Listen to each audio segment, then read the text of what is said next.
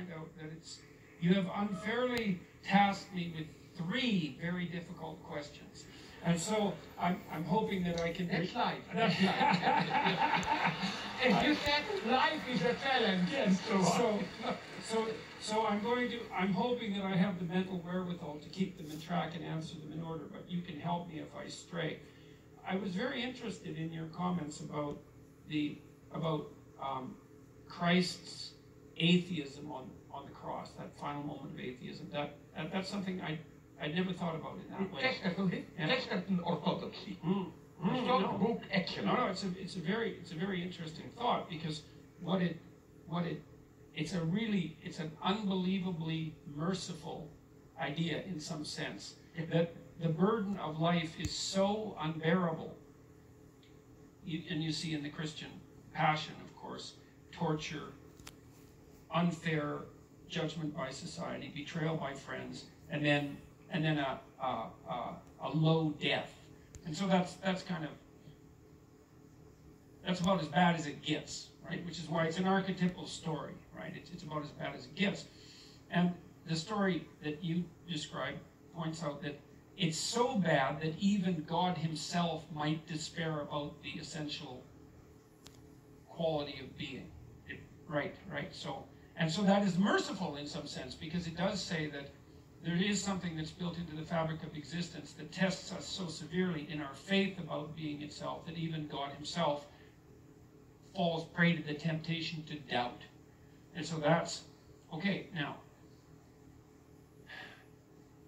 this is where things get very complicated, because I want to use that in part to answer the other questions that you answered. Look, there's a very large clinical literature that suggests that if you want to develop optimal resilience, what you do is you lay out a pathway towards somewhere better. Someone comes in, they have a problem. You try to figure out what the problem is, and then you try to figure out what might constitute a solution. And so you have something approximating a map, right? And it's a tentative map of how to get from where things aren't so good to where they're better. And then you have the person go out in the world and confront those things that they're avoiding, that are stopping them from moving towards that higher place. And there's an archetypal reality to that. You're in a fallen state, you're attempting to redeem yourself, and there's a process by which that has to occur. And that process involves voluntary confrontation with what you're afraid of, disgusted by, and inclined to avoid. And that works. Every psychological school agrees upon that, is that exposure therapy, the psychoanalysts expose you to the tragedies of your past, and redeem you in that manner. And the behaviorists expose you to the terrors of the present and redeem you in that manner. But there's a broad agreement across psychological schools that works.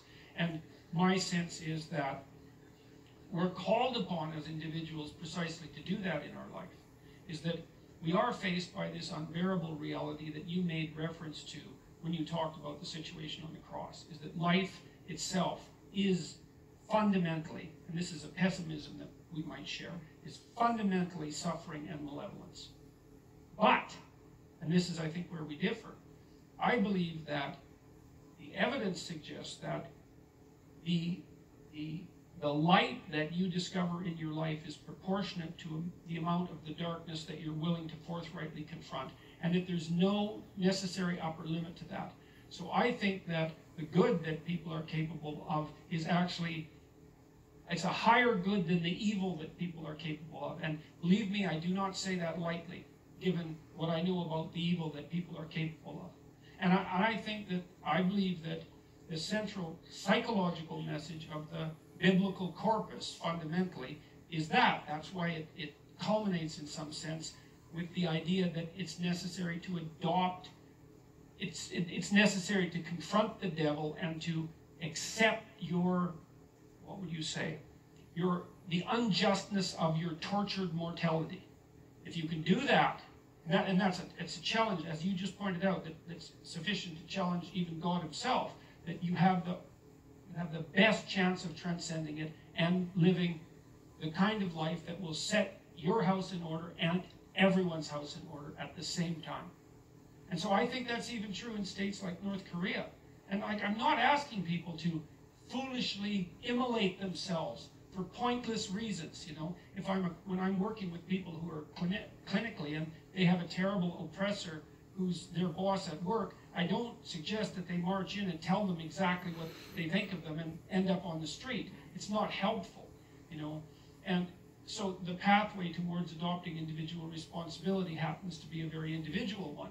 But I do believe that the best bet for most people is to solve the problems that beset them in their own lives, the ethical problems that beset them, that they know are problems, and that they can set themselves together well enough so that they can then become capable of addressing larger scale problems without falling prey to some of the errors that characterize, let's say, over-optimistic and intellectually arrogant ideologues.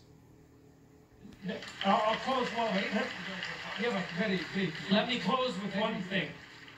One of my favorite quotes from Carl Jung, it's actually a quote that I used at the beginning of my first book, which was called Maps of Meaning, was that if you take a personal problem seriously enough, you will simultaneously solve a social problem.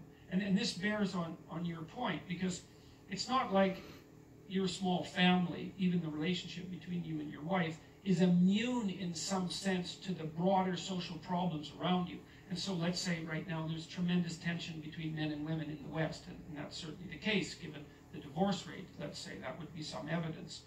And the later and later ages that people are waiting to become, enter into permanent relationships. There's a real tension there. And then if you do establish a relationship with a woman or a partner, we'll say a woman in this particular case, you are instantly faced with all of the sociological problems in a microcosm in that relationship. And then if you work those damn problems out, if you can work them out within your relationship, then you can get some insight. It's not complete insight, but you can get some partial insight into what the problem actually is and get the diagnosis right, and you move some small measure forward in addressing what might constitute the broader social